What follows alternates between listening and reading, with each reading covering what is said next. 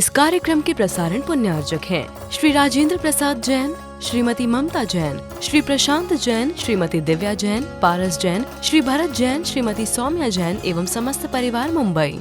षष्ठम अध्याय है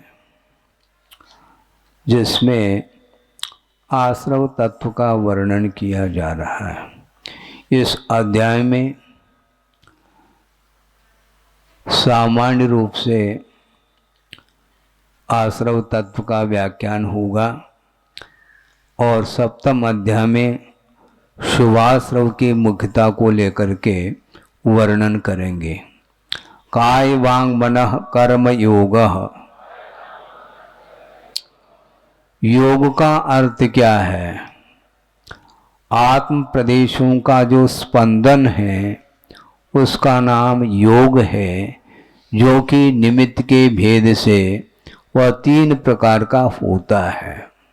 काय वांग मनः, मन वचन और काय, इन तीनों की चेष्टा का नाम योग है। कर्म का अर्थ यहाँ पर सूत्र में जो कर्म शब्द आया है उससे ज्ञानावरणादि कर्म नहीं लेना, किंतु मन वचन काय कृत कर्म अर्थात मन वचन काय की प्रवृत्ति का नाम यहाँ पर कर्म है, जिसके माध्यम से आत्म प्रदेशों में स्पंदन होता है, वाइब्रेशन होता है, जिसके माध्यम से कर्म का आश्रय होता है, ऐसा कहा जा रहा है।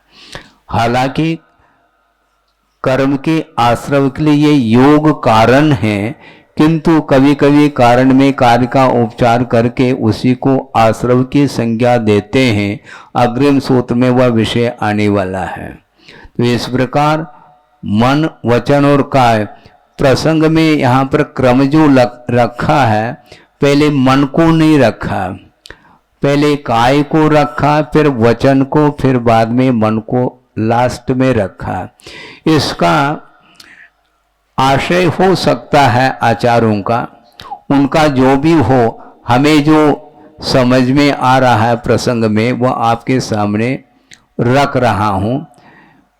काय योग को प्रथम क्यों रखा, इसका ये कारण हो सकता है, काय योग वाले जो जीव हैं वह सबसे अधिक हैं, क्योंकि अनंतानंत जो एकेंद्रीय हैं जिनके पास मात्र शरीर संबंधी ही योग है, इसलिए उसको प्रथम रखा हो। उसके पश्चात वचन योग आता है, और वचन योग कहाँ से प्रारंभ होता है? द्विंद्रिय से प्रारंभ होता है। इसलिए पंचेंद्रियों की अपेक्षा अथवा संगी पंचेंद्रिय के अपेक्षा से विकलत्रयों की संख्या अधिक है, इसलिए इसको प्रथम रखा हो, और लास्ट में तो मनोयोग रखा ही है।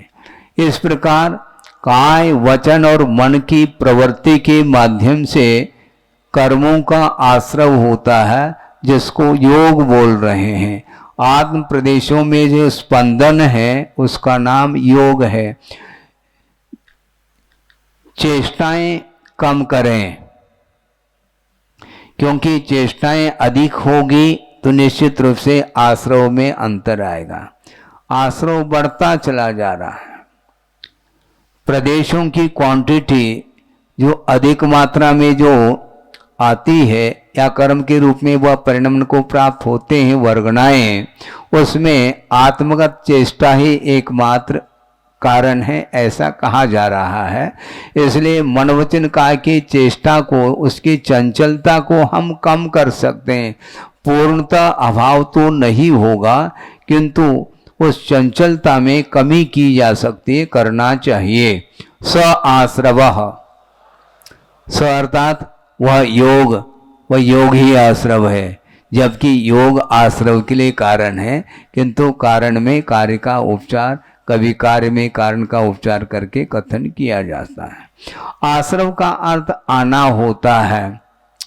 स्रव धातु आने के अर्थ में है, जैसे रक्तस्राव बोलते हैं, स्राव उसी से आश्रव बनता है।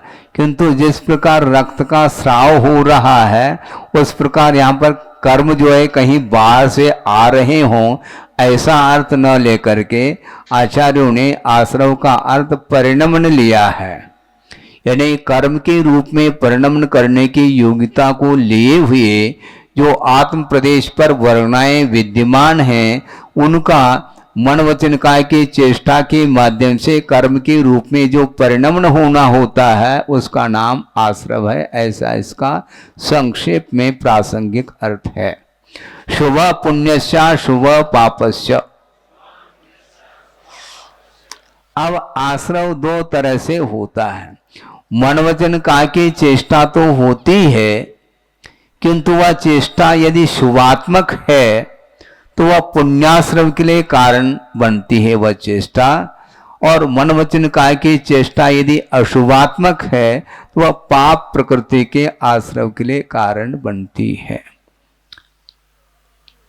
अब काय की अशुभता कैसे? शारीरिक जो चेष्टाएं हैं वो ऐसी चेष्टा है जो पाप प्रकृति के लिए कारणभूत होती हैं। जैसे हिंसा रूप कायिक चेष्टा, जिन चेष्टाओं के माध्यम से हिंसा होती वो कायिक अशुभ चेष्टा मानी जाती है।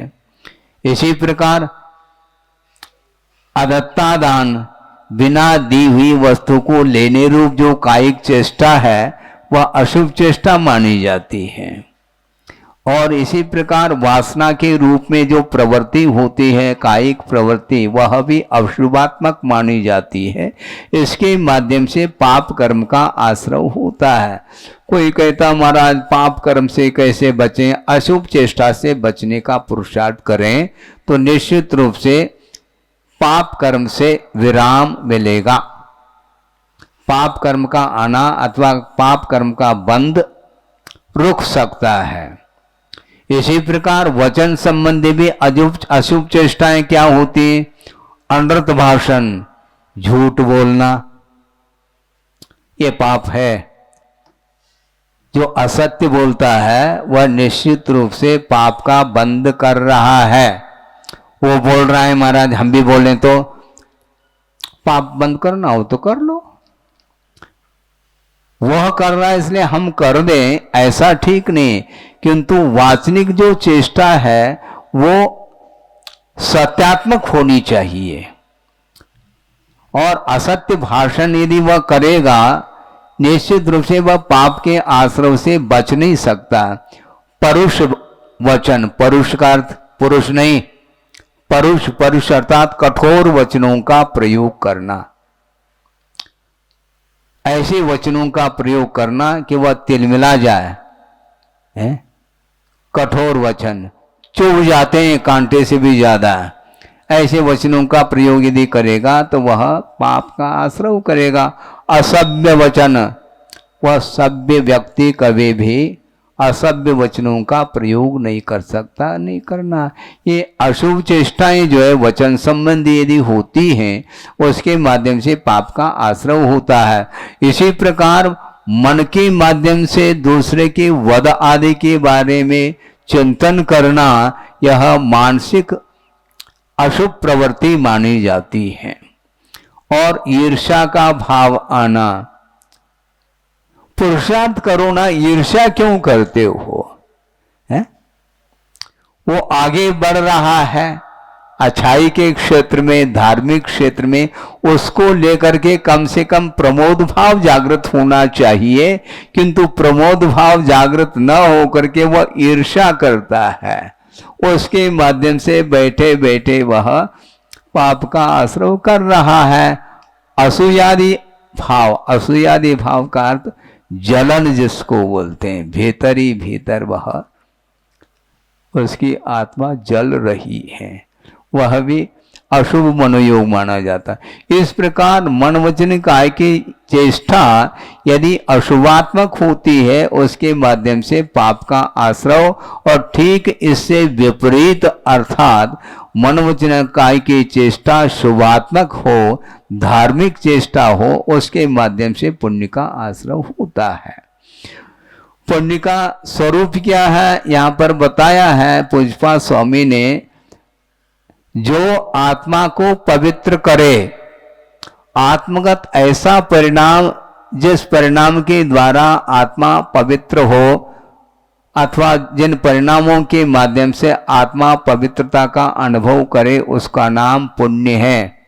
तो इस प्रकार के भाव अपने को करना चाहिए। आत्मा को पवित्र बनाने वाले जो परिणाम है वो हमारे लिए घातक नहीं, हमारे लिए वरदान शुद्ध हो जाते हैं वो परिणाम। और इससे क्या होता है, साता वेदनी आदि प्रशस्त प्रकृतियों का बंद होता है।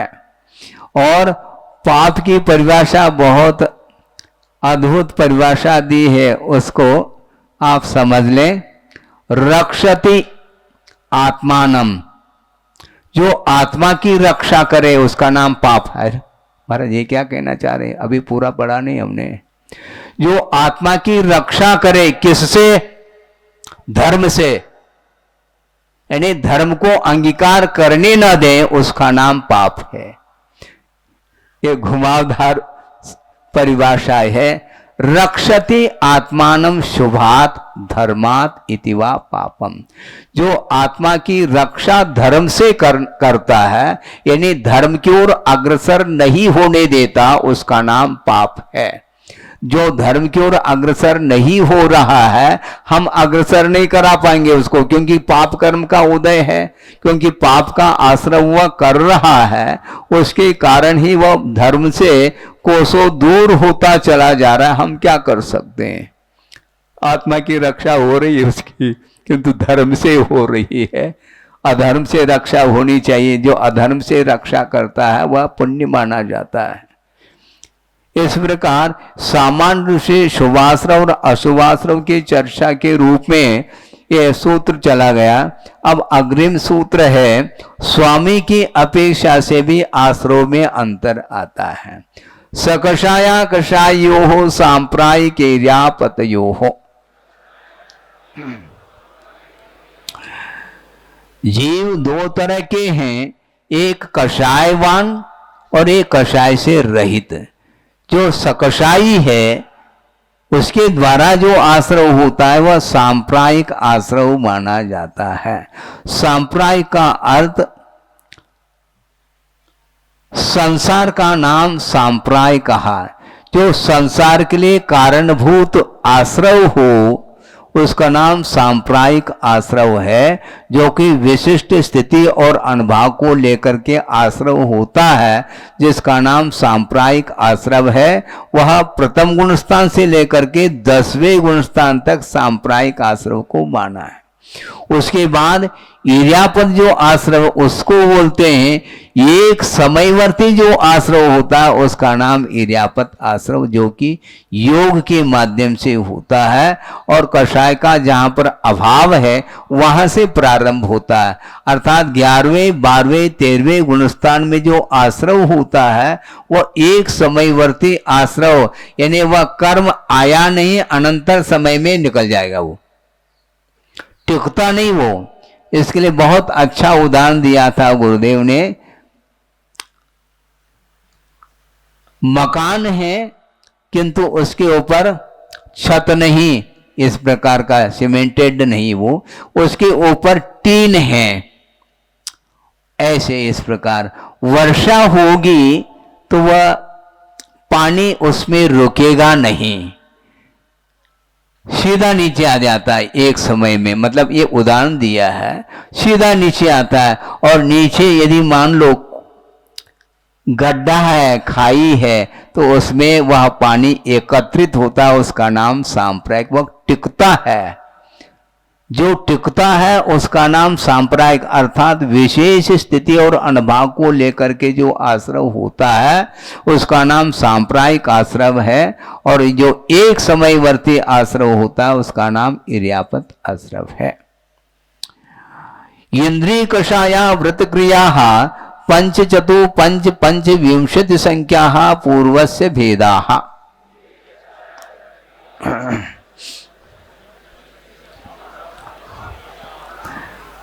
सूत्र में पूर्वस्य ऐसा आया है, उसका अर्थ क्या? पूर्वस्य भेदा अर्थ सांप्रायिक आश्रवस्य भेदाः। ये सांप्रायिक आश्रव के ये भेद हैं, कितने हैं? ये 39 भेद हो जाते हैं ज्ञानो सूत्र में कम से कम। इंद्रिय 5 है, संख्या भी जोड़ते जाओ। इंद्रिय 5 हैं, कषाय 4 हैं, 5 और 4 9, अव्रत अर्थात 5 पाप हैं, 9 और 5 14, और क्रियाएं 25 होती हैं, 14 और 25 39 की संख्या आ गई। ये सारे सारे सांप्रायिक आश्रव के लिए कारणभूत हैं परिणाम। 5 इंद्रिय तो आपको ज्ञात है, आप पंचेंद्रिय है ही। 5 इंद्रियों के व्यापार के माध्यम से सांप्रायिक आश्रव होता है, ये ध्यान में रखना चाहिए। महाराज हमारी तरफ देखते ही नहीं है। अरे हम क्यों देखें? हाँ, हमें आश्रव थोड़ी करना है। इंद्रिय का व्यापार होगा तो सांप्रायिक आश्रव होगा। यदि आपकी तरफ हमारी दृष्टि जाती भी है, धर्मानुराग को लेकर के जा सकती है, इसमें कोई बाधा नहीं, किंतु राग के दृष्टि से कभी भी इंद्रिय का व्यापार साधक नहीं कर सकता, नहीं करना चाहिए। तो इंद्रिय व्यापार के माध्यम से भी सांप्रायिक आश्रव होता है। वह 5 तरह का हो गया। 5 इंद्रियों का व्यापार है। अब इंद्रियों का व्यापार करो और हम सांप्रायिक आश्रव से बच जाए महाराज, आप नहीं बच पाओगे। और 5 इंद्रिय 4 कषाय हैं, क्रोध मान माया लोभ, ये भी सांप्रायिक आश्रव के लिए कारण है। और 5 पाप है, हिंसा झूठ चोरी कुशील और परिग्रह, ये 5 पाप हैं। और इसके अलावा 25 क्रियाएं हैं जिनके माध्यम से सांप्रायिक आश्रव होता है। उन 25 क्रियाओं का उल्लेख हम नहीं करना चाहते हैं क्योंकि वो एक घंटे से भी ज़्यादा लग जाएगा इसी में, किंतु महत्वपूर्ण 1-2 क्रियाएं हैं, उनको यहाँ पर आपके सामने रखा जा रहा है। एक सम्यक्त वर्धनी क्रिया है। ऐसी क्रिया करो जिसके माध्यम से सम्यक दर्शन में वृद्धि हो। चैत्य गुरु प्रवचन पूजादि लक्षणा सम्यक्त वर्धनी क्रिया, सम्यक्त क्रिया। वह सम्यक्त क्रिया किसको बोलते हैं? चैत्य अर्थात भगवान है, जलबिंब है, गुरु है, प्रवचन अर्थात जनवाणी है, शास्त्र है, इनकी पूजा आदि ही लक्षण है, जिसका ऐसी जो क्रिया है जो कि सम्यक्त को वृद्धिंगत कराने में कारणभूत है, इसको सम्यक्त क्रिया के अंतर्गत लिया है।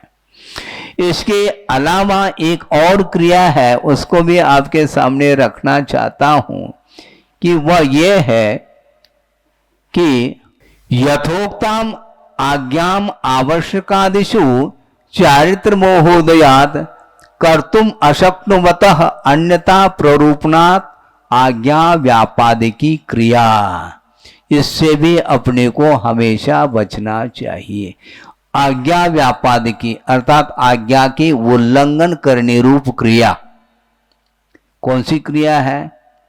जैसे आगम में आज्ञा दी है आवश्यक आदि के पालन करने में, उसमें पालन करने में कोई असमर्थ है, क्योंकि चारित्र मुनि का तीव्र उदय होने के कारण आवश्यक आदि क्रियाओं को करने में अपने आप को अक्षम पा रहा है। यहां तक तो ठीक है, असमर्थ हो रहा है वो, किंतु वह अन्यथा प्ररूपण करता है। अन्यथा प्ररूपण क्या? स्वयं मुनि बनने की क्षमता नहीं है और आज मुनि नहीं हो सकते, अन्यथा प्ररूपण चालू हो गया। आप यदि मान लो नहीं बन सकते, आपकी क्षमता सामर्थ्य नहीं है, न बनो, किंतु जो बन रहा है उसमें व्यवधान तो उपस्थित मत करो। आज नहीं हो सकते, किस आधार से आप कह रहे हैं बताओ? क्योंकि आगम यह स्पष्ट बता रहा है कि 6 सहनन में से किसी भी सहनन के साथ मुनिव्रत का पालन करना, इसमें किसी भी प्रकार से बाधा नहीं है, ऐसा कहा गया है। तो ऐसी स्थिति में आगम में जैसा प्ररूपण किया है वस्तु तत्व का, उसको उसी रूप में करना चाहिए। यदि विपरीत करता है तो वह आज्ञा व्यापादिकी क्रिया मानी जाती है। यह मार्ग दूषित नहीं होना चाहिए। हम मार्ग पर चले अथवा न चले ये अलग वस्तु, किंतु मार्ग को दूषित नहीं करना, इसका अर्थ है। इस प्रकार बहुत सारी क्रियाएं हैं, उसको समय पर आगम के माध्यम से उसका ज्ञान किया जा सकता है। तीव्र मंद ज्ञाता ज्ञात भावाधिकरण वीर विशेषेभ्य तद विशेष।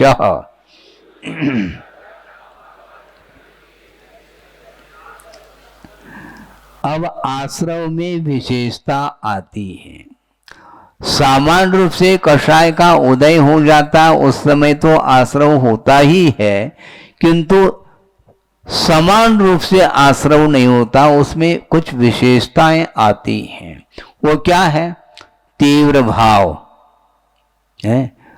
कर्म के उदय में बाह्य और आभ्यंतर कारणों के कारण जो परिणाम उद्रेकित हुए हैं उसको तीव्र परिणाम बोलते हैं। एक सामान्य रूप से परिणाम उत्पन्न हो रहे हैं, किंतु उन परिणामों में जो तीव्रता आई है उस तीव्रता के कारण परिणामों में तीव्रता आने के फलस्वरूप आश्रव में विशेषता आएगी। सामान्य रूप से आश्रव होना अभी भी हो रहा है, किंतु परिणामों में यदि तीव्रता आ गई उसके माध्यम से सामान्य आश्रव नहीं होगा, विशेष स्थिति और अनुभव को लेकर के आश्रव होता है। इसे ठीक विपरीत जो परिणाम है उसका नाम मंद परिणाम। परिणामों को मंद रखो ना, रखा नहीं जाता महाराज, फिर तीव्र कैसा रखा जा रहा है? परिणामों को तीव्र आपने किया है, उसी प्रकार परिणामों को मंद कर लो, दिक्कत क्या है? मंद परिणाम कैसे करें महाराज? तो तीव्र कैसे कर रहे हैं ये बताओ ना। जो तीव्र परिणाम के लिए कारणभूत जो चेष्टाएं हैं उन चेष्टाओं से दूर रहेंगे तो ऑटोमेटिक मंद परिणाम होगा और उसके माध्यम से आश्रव में अंतर आता चला जाता है। एक कृष्ण लेशा वाला है और एक शुक्ल लेशा वाला है, दोनों को ले लो। शुक्ल लेशा के रूप में चेष्टाएं करना बहुत कठिन है। आज वर्तमान में तो शुक्ल ध्यान तो बहुत दूर की बात है, शुक्ल लेशा भी हो जाए मैं समझता हूं कि वह बहुत जल्दी मोक्ष मार्ग पर आरूढ़ हो सकता है। ये हो गया मंद परिणाम। और यह प्राणी मेरे द्वारा हनन करने योग्य है, इस प्रकार जान करके जो प्रवृत्ति करता है उसका नाम ज्ञात भाव है। केवल उदाहरण दिया है, केवल पापाश्रव के प्रसंग में ही ज्ञात भाव होता है ऐसा नहीं, किंतु धार्मिक क्रियाओं में भी वह होश हवास के साथ उत्साह के साथ वह धार्मिक क्रिया यदि करता है तो भी वह ज्ञात भाव के अंतर्गत आता है। अज्ञात भाव किसको बोलते हैं? मुझे ज्ञात नहीं, ऐसा नहीं, मुझे ज्ञात नहीं इसलिए उसका नाम अज्ञात ऐसा कहा ही नहीं गया। टीकाकार ये स्पष्ट कर रहे हैं अज्ञात का क्या स्वरूप है। मदात प्रमादात व अनवबुद्ध प्रवृत्ति अज्ञातम। मद के कारण यानी उन्मत्तता के कारण, प्रमाद के कारण, अनवबुद्ध यानी बिना सोच विचार किए प्रवृत्ति करना यह अज्ञात माना जाता है। अज्ञात का मुझे ज्ञात नहीं था महाराज, ऐसा कार्य हुआ है, हमें प्रायश्चित दे दो। ज्ञात नहीं था इसका अर्थ अबुद्धिपूर्वक चेष्टा हो गई क्या? उस समय आपकी बुद्धि काम नहीं कर रही थी। अज्ञात का अर्थ वह मदहोशी जिसको बोलते हैं, उस समय क्या करने योग्य क्या नहीं करने योग्य उसको भूल जाता है और उस कार्य को कर डालता है, उसको बोलते हैं अज्ञात। इसी प्रकार प्रमाद के द्वारा, प्रमाद जब होता है उस समय कुछ समझ में नहीं आता और कार्य हो जाता है, फिर बाद में होने के उपरांत मैं क्या करूं महाराज, क्या करूं, क्या प्रायश्चित ले लो और क्या। बार बार कहां तक प्रायश्चित देंगे और कहां तक आप लेंगे। इसलिए मद से अर्थात उन्मत्तता से और प्रमाद से ऊपर उठने का प्रयास करो। अधिकरण की विशेषता, अधिकरण का अर्थ आधार होता है। वह अधिकरण जीवात्मक भी होता है और अजीवात्मक भी अधिकरण अर्थात आधार होता है, जिसके माध्यम से आश्रव में विशेषता आती है। ये हो गया। तद विशेष का अर्थ क्या? आश्रव की विशेषता। अधिकरणम जीवा जीवाहा। हाँ, ठीक है। अधिकरण की विशेषता और वीर की विशेषता अर्थात शक्ति की विशेषता। कमजोर व्यक्ति है तो कैसा आश्रव करेगा वो? है वीर की वज्र वृषभ नाराज सहनन यदि है, उसके माध्यम से जो वो आश्रव करता है, पापाश्रव की अपेक्षा से कहा जा रहा है, तो विशिष्ट व कर्म का आश्रव करने में वह शक्ति कारण पड़ती है, उसके आधार से वह कर रहा है। हीन सहनन वाला सप्तम पृथ्वी नहीं जा सकता, ये आगम उल्लेख है। इसी प्रकार वीर की विशेषता के माध्यम से वज्रसन नाराज सहनन के माध्यम से धार्मिक क्षेत्र में उस सहनन का उपयोग करता है, तो वह सहनन के आधार से मुक्ति भी पाता है। इस प्रकार वीर की अपेक्षा वीर की विशेषता के माध्यम से भी आश्रव में विशेषता आती चली जाती है। प्रशस्त अप्रशस्त दोनों प्रकार के कर्मों के आश्रव के लिए वीर आवश्यक है। वीर अर्थात शक्ति। अधिकरणम जीवा जीवाहा। वह अधिकरण जीवात्मक भी है और अजीवात्मक भी अधिकरण है। अधिकरण का अर्थ और कुछ नहीं, आधार। जो आश्रव के लिए आधारभूत सामग्री हो उसका नाम अधिकरण है। आद्यम समरंभ समारंभारंभ योग कृतकारितानुमत कषाय विशेषय त्रिश त्रिश त्रिश चतुश्चय कषः। आद्यम का अर्थ क्या? जीवाधिकरणम। वो जीवाधिकरण, उसके 108 भेद हो रहे हैं। समरंभ, समारंभ, आरंभ।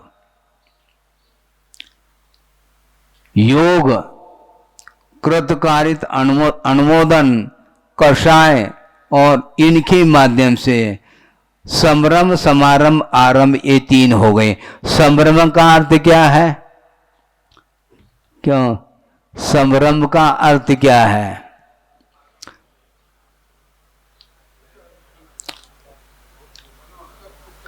प्लानिंग। हाँ, मान लो आपको भवन का निर्माण करना है तो पहले आप प्लानिंग करते हैं, स्कीम जिसको बोलते हैं, तो वो संभ्रम कहलाता है। अभी प्रारंभ नहीं किया किंतु आश्रव तो प्रारंभ हो गया। हाँ, हर चीज के प्लान सुनियोजित ढंग से वह कार्य करता है। कार्य करना प्रारंभ नहीं किया किंतु कार्य करने के पूर्व में योजना जो बनाई जाती है उसका नाम संभ्रम। उसके माध्यम से आश्रव होता है। किसी का वध करना है, मन में भाव आया है, किस ढंग से करें, किस क्या तरकीब अपनाएं, ये जो भाव है ये संभ्रम का। अभी हनन हुआ नहीं, घात हुआ नहीं जीव का, किंतु घात का जो भाव जागृत हुआ है वह संभ्रम के अंतर्गत आता है। समारंभ का अर्थ जो आपने योजना बनाई है उस योजना की पूर्ति के लिए जो मटेरियल चाहिए उसको एकत्रित करने का नाम समारंभ है। और आरंभ का अर्थ प्रारंभ करना, स्टार्ट जिसको बोलते हैं। इस प्रकार संभ्रम, समारंभ, आरंभ ये तीनों ये जीवाधिकरण है। इसमें जीव ही लगा हुआ है, अजीव नहीं लगा इसमें। आधार इसमें आश्रव में आधार जीव ही है। योग अर्थात मन वचन काय के चेष्टा के माध्यम से योग हो रहा है, ये भी इसमें भी जीव ही अधिकरण है। कृत कारित अनुमोदन, स्वयं करना और स्वयं नहीं करने की क्षमता नहीं है तुम कर लो। दूसरे के द्वारा कराना, कराने में भी पाप है, क्योंकि सांप्रदायिक आश्रव इसके द्वारा होगा। हम थोड़ी कर रहे हैं, करा रहे हैं ना, है? नहीं कराते। दुकान किसकी है? आपकी है, इसलिए दुकानदार आप कहलाएंगे।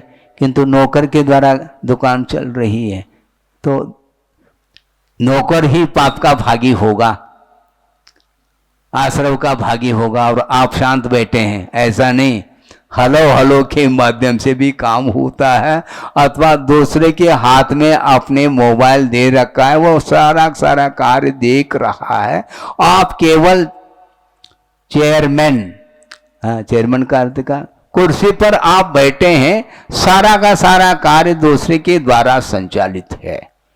इसको बोलते हैं कारित।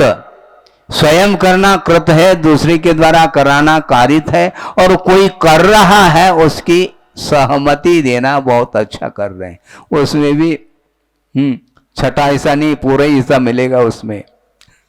हाँ, पाप कार्य है तो पूरा हिस्सा मिलेगा, और क्या मिलेगा, क्योंकि उसकी अनुमति आपने की है, सहमति दी है। बहुत अच्छा कार्य किया तुमने, ऐसा जो भाव किया, इसके माध्यम से भी कषाय क्रोध मान माया उपचार हैं।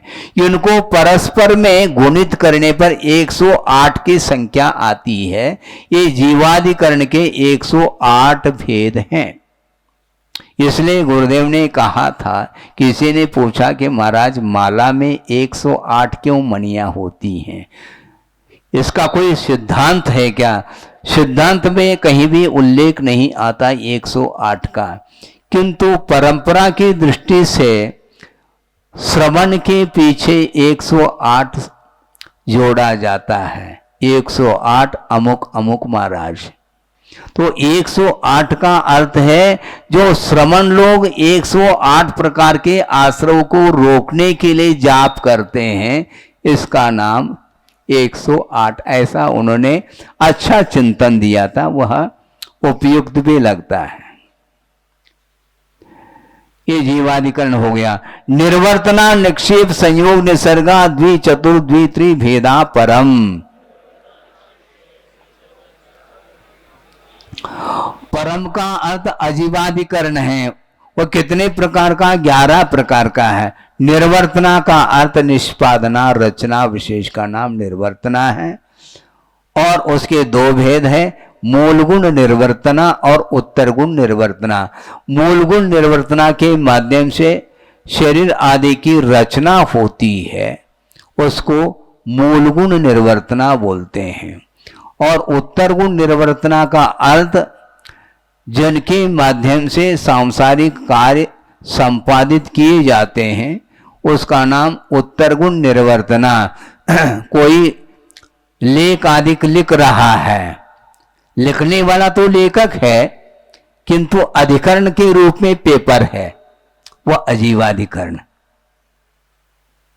आप पत्र लिखना चाहते हैं तो कैसे लिखोगे, किस पर लिखोगे?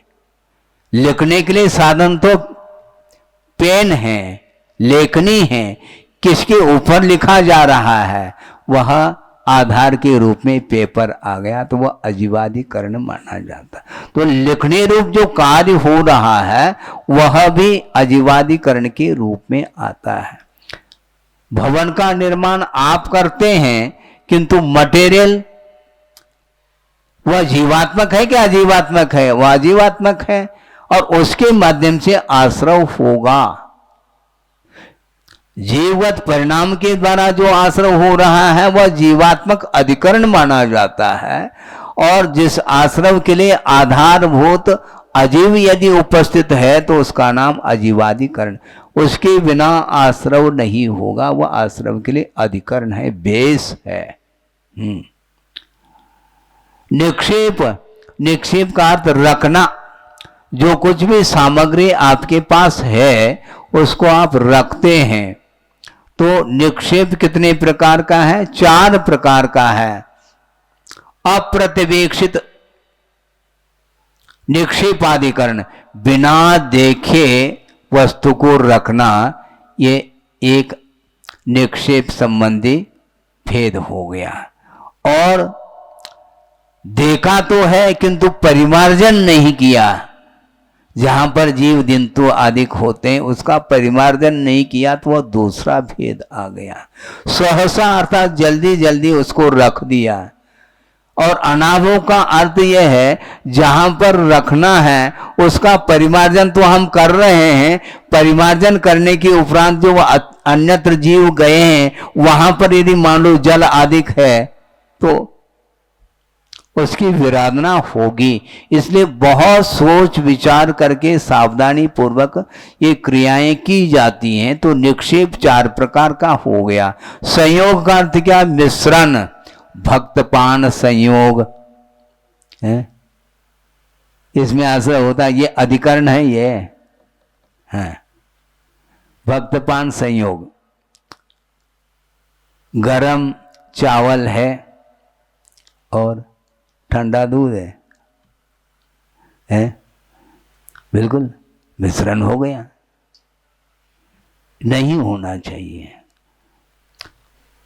उपकरण संयोग, मान लो बाहर कोई वस्तु रखी है धूप में, तुरंत उसको ला करके छाया में दे रखेंगे तो उस धूप के वातावरण में, उष्ण वातावरण में जो जीव जंतु थे उनकी विराधना छाया में रखने से होगी।